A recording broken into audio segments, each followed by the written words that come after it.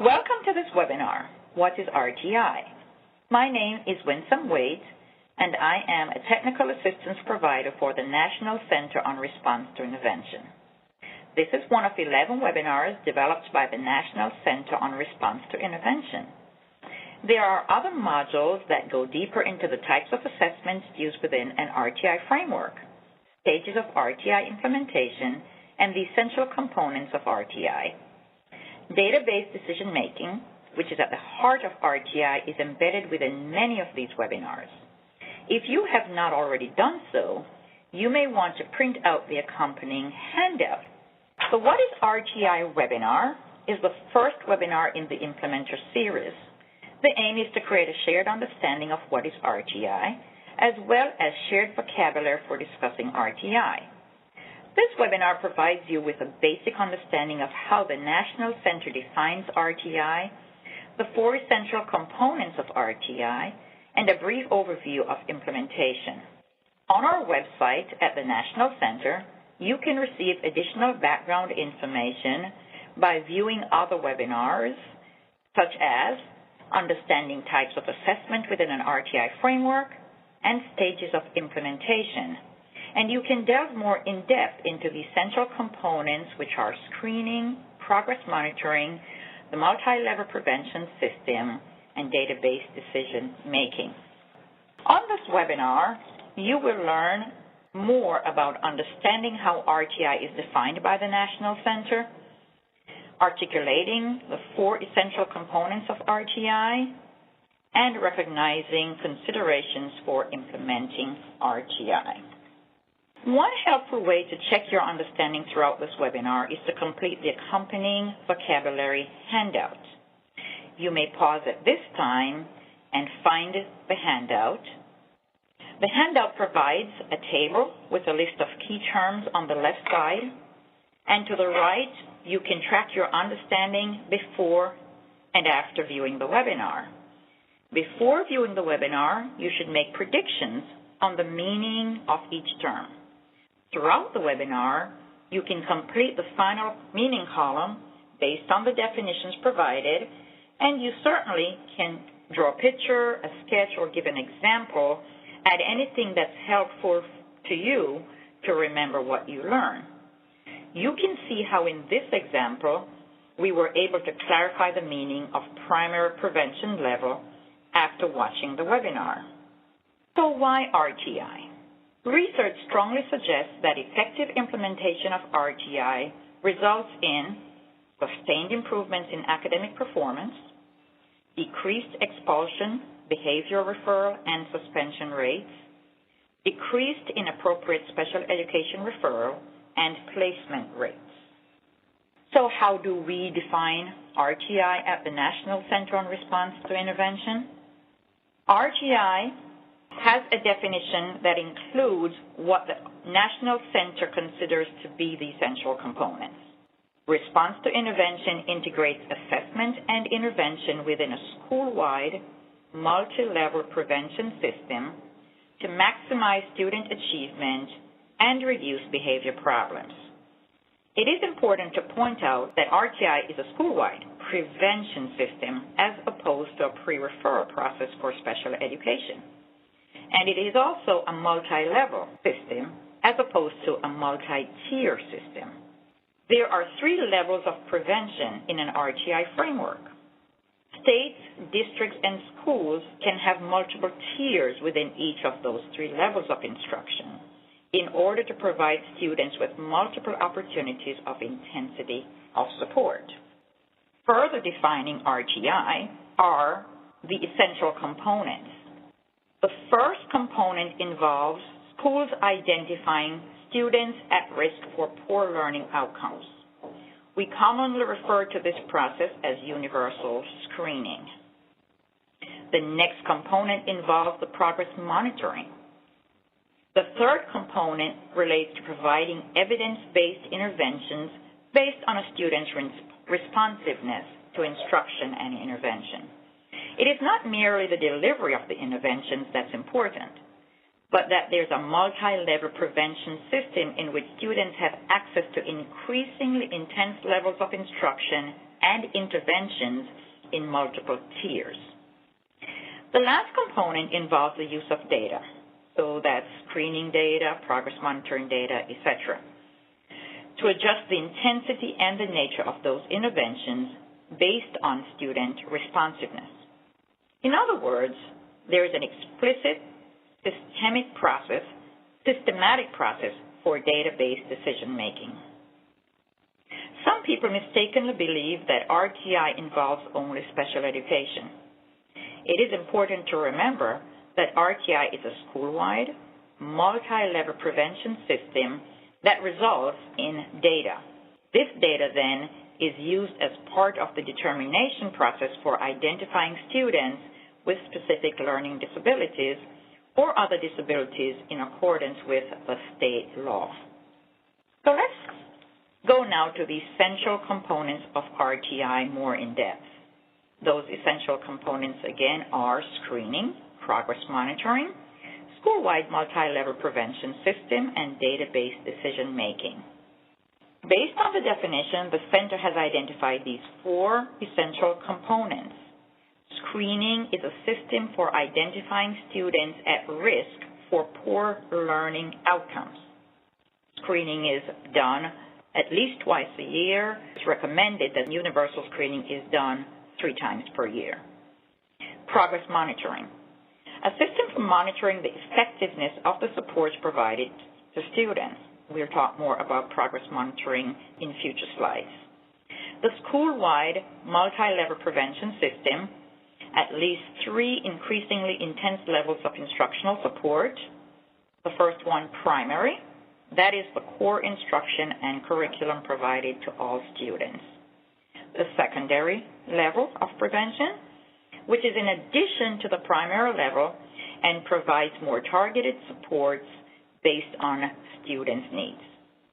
The third is the tertiary level of prevention, and these are interventions that are more individualized and intensive over the secondary. The fourth component is the data-based decision-making. In RTI, data is used for making many types of decisions. Here are 4 essential data decision-making areas of using RTI data. 1 is instruction. 2 is evaluating effectiveness of curriculum. 3rd is the movement within the multi-level system. And 4 is disability identification. 1 is instruction, determining who needs assistance, what type of instruction or assistance is needed, the duration and the intensity of the instruction. These are all decisions that can be made using data in RTI. 2, evaluating effectiveness of the core curriculum and the instruction for all students, evaluating the effectiveness of interventions. 3, movement within the multi-level system. When to move students to something more or less intense, who is responding to the instruction or intervention, and who is responding or not responding to the instruction or intervention. Data helps us to find out those types of information. And 4, disability identification. When to refer for special education evaluation, how does the student compare to his or her peers, did he or she receive appropriate instruction, etc. This is, of course, in accordance with the state law or the law of the specific state within which you work. The Center has developed the graphic to highlight the RTI framework. Many of you probably associate the red, green, and yellow triangle with RTI. In reality, the triangle does not represent the RTI framework. It represents one component, the multi-level prevention system. The Center graphic takes into account all of the essential components and, most importantly, the use of data to make decisions, which is often absent from the triangle itself.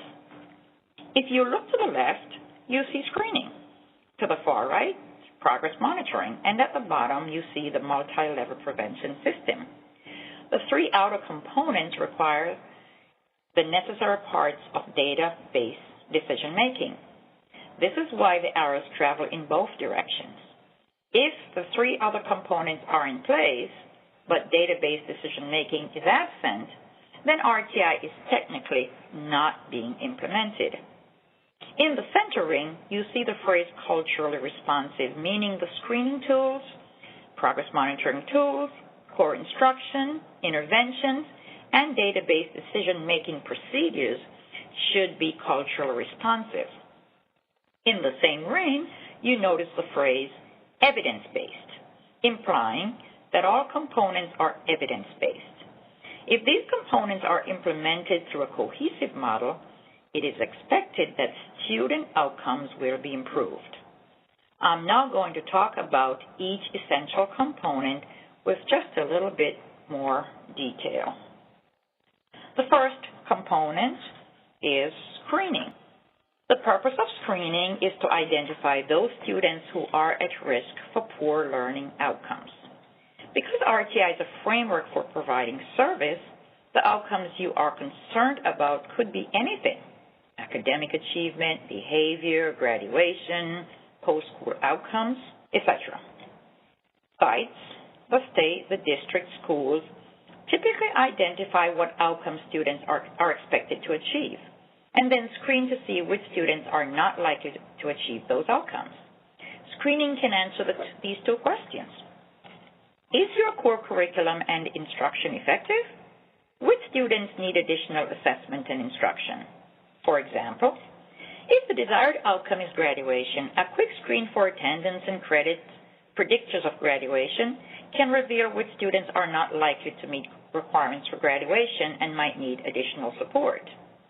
If the desired outcome is mastery or end-of-year tests, student performance measures like curriculum-based measures can reveal which students are not likely to pass the test and need additional support. The focus is on all students, not just those students we believe are at risk. Students may slip through the cracks unless there's a systematic process for screening in place. Screening is not diagnostic tests. It is a brief, reliable, and valid assessment to identify which students may need additional assessments, such as progress monitoring or diagnostic assessments, or additional instructional support. The tool should demonstrate diagnostic accuracy for predicting learning or behavioral outcomes. In other words, they should be able to accurately identify who could be at risk.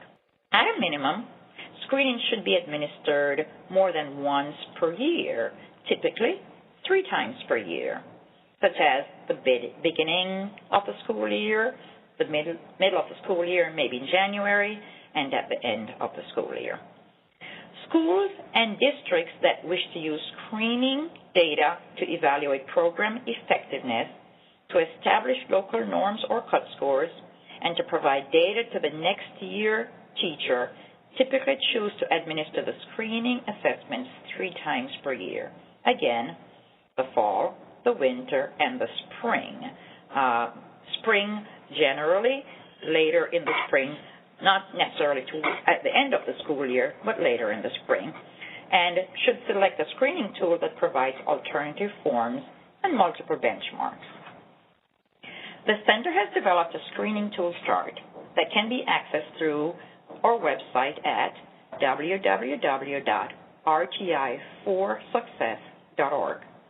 A more in-depth look at the columns, which include indicators of valid tools and efficiency factors to consider, as well as the user's guide and glossary of terms, will be presented in the What is Screening webinar. The tools chart does not recommend tools, but provides users with a consumer report on available tools similar to what you may find when searching for other consumer goods, such as a car. Essential component number 2 is progress monitoring. The purpose of progress monitoring is to monitor students' response to primary, secondary, and tertiary instruction. Progress monitoring data can be used to 1. Estimate the rates of improvement, which allows for comparison to peers. 2. Identify students who are not demonstrating or making adequate progress so that instructional changes can be made. And 3.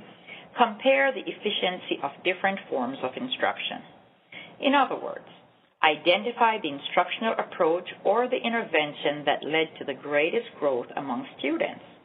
Progress monitoring also answers questions such as, are students meeting short and long-term performance goals? Are students making progress at acceptable rate? Does the instruction need to be adjusted or changed? Progress monitoring is not just for those students identified for supplemental instruction. The focus is on students who have been identified through screening as at risk for poor learning outcomes. This could include students just above the cut score, as well as those students scoring below the cut score. Progress monitoring tools, just like screening tools, should be brief, valid, reliable, and evidence-based. Common progress monitoring tools include general outcome measures, including CBMs and mastery measures. The time frame for progress monitoring assessment is really dependent on the tools being used and the typical rate of growth for a student. Progress monitoring can be used anytime throughout the school year.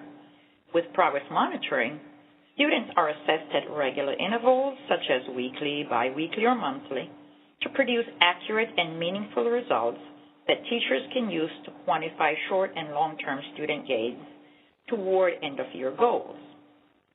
At a minimum, progress monitoring tools should be administered at least monthly. However, more frequent data collection is recommended given the amount of data needed for making decisions with confidence, somewhere between 6 to 9 data points for most tools. With progress monitoring, teachers establish long-term, such as end-of-year goals, that indicate the level of proficiency students should demonstrate by the end of the school year. As with the screening, the National Center has developed a progress monitoring tools chart, which can also be accessed on the website again at www.rtiforsuccess.org. The third essential component, school-wide multi-level prevention system.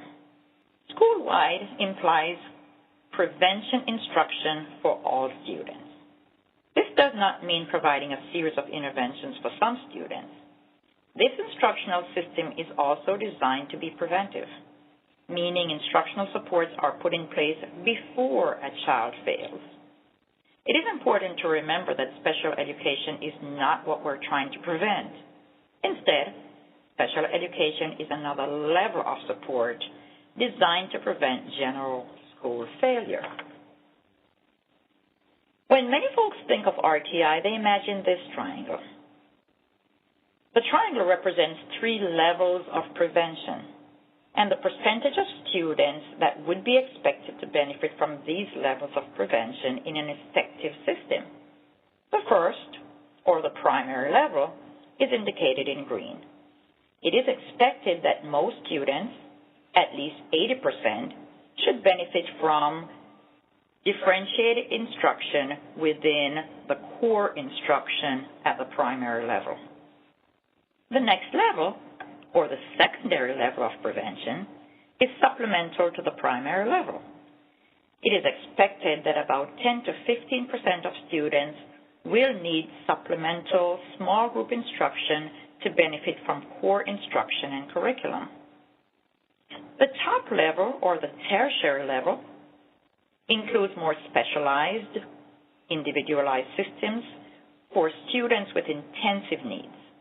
It typically involves small group instruction of 1 to 3 students who are significantly behind their peers. It is expected that about 5% of students will need that level of intensive support. If fewer than 80% of students are benefiting from the primary prevention system at the core, then schools might want to consider focusing school improvement efforts on improving core instruction and curriculum. If there's a large percentage of students in the secondary or tertiary level, then consider implementing large group instructional activities and system changes within the primary level in order to reduce the number of students who are requiring that various levels of additional support. Let's talk now about the 3 levels of prevention. more in depth. The primary level. The focus of the primary level of prevention is on all students. The instruction is the district's core curriculum and instructional practices that are research-based. They're aligned to the state or district standards and incorporate differentiated instruction. Instruction is delivered within the general education classroom. The assessments administered within the primary level of prevention are screening, continuous progress monitoring, and outcome measures. School-based professional development is institutionalized and structured so that all teachers continuously examine, reflect upon, and improve their instructional practice. The secondary level.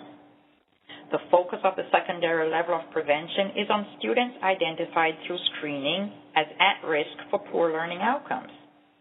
The instruction is targeted, evidence-based interventions that are supplemental to primary instruction and closely aligned and complementary to the core instruction. Instruction is typically delivered within the general education classroom or other general education locations within a school to small groups of students where the group size is optimal for the age and needs of the student. Procedures are in place to monitor the fidelity of the implementation of that secondary level intervention, and the assessments administered within the secondary level are the progress monitoring and sometimes diagnostic measures. The focus of the tertiary level of prevention is on students who are not responding to the primary or secondary levels of prevention. The instruction is evidence-based, intensive instruction, and it's continuously adjusted and individualized to address the needs of each student. Decisions regarding student participation in tertiary level of prevention are made on a case-by-case basis, according to student need and the tertiary level interventions, addressing the general education curriculum in an appropriate manner for students. It is typically delivered within the general education classroom or other general education locations within the school to a small group of students or to individuals. Procedures are in place to monitor the fidelity of the implementation of this tertiary level intervention. Assessments administered within the tertiary level of prevention are, again, progress monitoring and diagnostic measures. Let's look now at how we change the intensity and the nature of instruction when needed, generally by using data. Data should guide decisions about changing the level of support needed for students to be successful. This change can either be an increase or a decrease in the intensity of the instruction. In cases where students are responding, teams may consider decreasing the intensity. In cases where students are not responding or making adequate progress, the team may consider increasing the intensity of the intervention. There are 5 main approaches to changing the intensity of an intervention. The first is to change or supplement the instruction itself. In cases where the current intervention is believed to be ineffective for the student, the team may consider selecting a different intervention. However, this may not always be necessary. If the data indicates a student is making some progress, but not necessarily adequate progress, the data-based decision-making team may decide to change the intensity of support by manipulating one or more factors of the intervention or adding additional instructional strategies to supplement the existing intervention. 2, another way to address the intensity is to increase or decrease the duration of the intervention or how long the student is receiving the intervention each time. 3, the intensity may also be changed by increasing or decreasing the number of times a student participates in the intervention or the frequency. For example, the delivery of the intervention may increase from 3 to 5 times a week or increase the number of times per day. In some cases, the intensity may be modified by changing the interventionist. For example, some schools use paraeducators or paraprofessionals to deliver supplemental interventions. The intensity of the intervention may be changed by using a content specialist, such as a reading specialist, a speech therapist, other specialists to deliver the intervention. 5. Another way to modify the intensity is to increase or decrease the number of students participating in the intervention. For example, the team may consider reducing the group size from 5 to 2 in order to provide students with more direct or individualized direct instruction and opportunities. So, in summary, there are 5 main approaches to changing the intensity of an intervention. 1, the intervention itself. 2, the duration of the intervention. 3, the frequency of the intervention. 4, changing the interventionist. 5, changing the group size. In 2010, the National Center on Response to Intervention released its Instructional Intervention Tool Chart to help users determine the effectiveness of interventions used in secondary prevention systems. This tool chart can be found on the Center's website, again at www.rtiforsuccess.org. This is discussed further also in the Selecting Evidence-Based Practices webinar.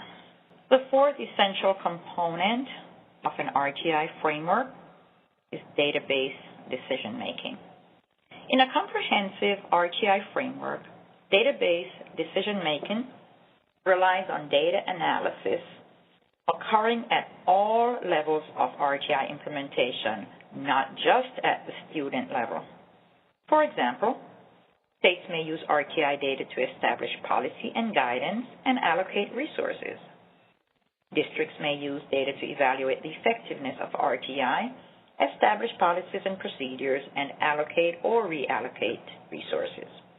Schools may use data to evaluate the effectiveness of their overall framework and the essential components, such as alignment among grade levels, and again, allocate or reallocate resources.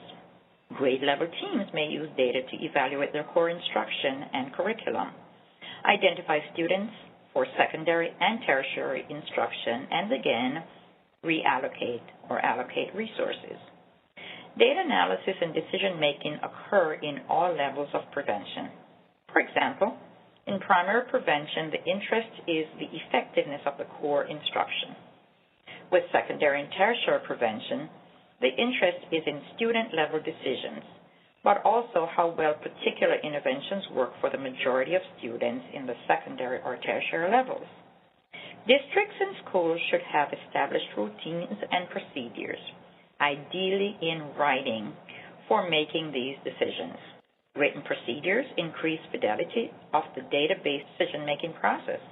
It ensures equity of resources among students, classes, and schools, and help train new teachers more efficiently. Teams should follow pre-established routines and procedures for making decisions. For example, data teams should meet regularly, such as monthly or bi-monthly, to systematically review the data. Districts, schools should also establish explicit decision rules for assessing student progress.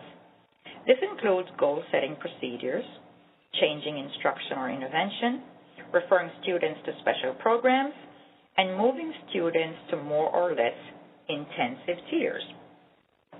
Schools can also use data to compare and contrast the adequacy of the core curriculum and the effectiveness of different instructional and behavioral strategies at all levels of implementation.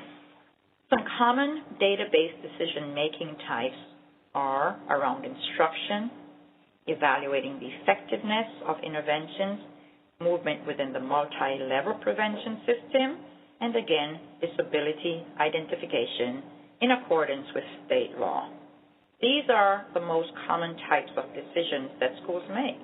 So, how effective is the instruction, and what instructional changes need to be made? Is the core curriculum effective for most students? Is one intervention more effective than another intervention? How do we know when a student no longer needs secondary prevention or should move from secondary prevention to tertiary prevention? How do we know if the student should be referred and is eligible for disability identification? Decisions about disability identification, again, should be made in accordance with your state law. It is important that these decisions rules be outlined prior to the implementation of your RTI framework and are well thought out and are research-based. IDEA 2004 states that to ensure that underachievement in a child suspected of having a specific learning disability is not due to lack of appropriate instruction in reading or math, the group must consider as part of the evaluation data that demonstrate that prior to or as part of the referral process, the child was provided appropriate instruction in regular education settings delivered by qualified personnel, and also database documentation of repeated assessments of achievement at reasonable intervals, reflecting formal assessment of student progress during instruction, which was provided to the child's parents. So in review, the essential components of RTI are 4. 1, screening, or how to identify which students are at risk and need additional assessment and instruction. 2, progress monitoring, or how to monitor whether students are responding to the instruction and supports we provide them. 3, multi-level prevention system, or how to provide increasing intense levels of supports to meet student needs. And 4, data-based decision-making, or how to use data from those particular components to make decisions about student supports and program effectiveness. A reminder, data-based decision-making is involved in the other 3 components and is essential to the RTI framework. Implementation of RTI can be quite difficult and will most likely take multiple years to achieve full implementation. The National Center on Response to Intervention recommends that you select and implement evidence-based practices and procedures. The tools chart available through the center can help you do that.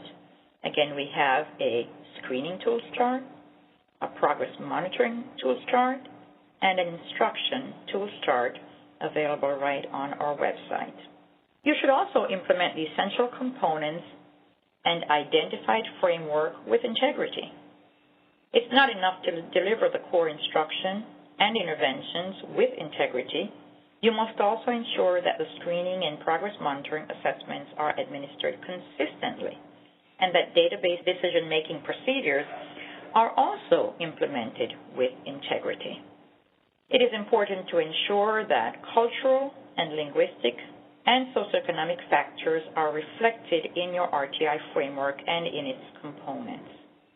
District and school teams should continually evaluate the efficacy of the model and the components of the model for the diverse populations that they serve.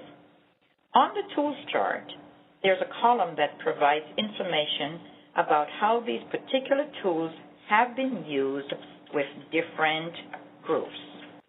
Thank you for taking time to listen to What is RTI? To find more resources on this topic or to view the other webinars in the Implementer series, please visit our website again at www.rtiforsuccess.org. You can also view additional information from the RTI Action Network and the IDEA partnership.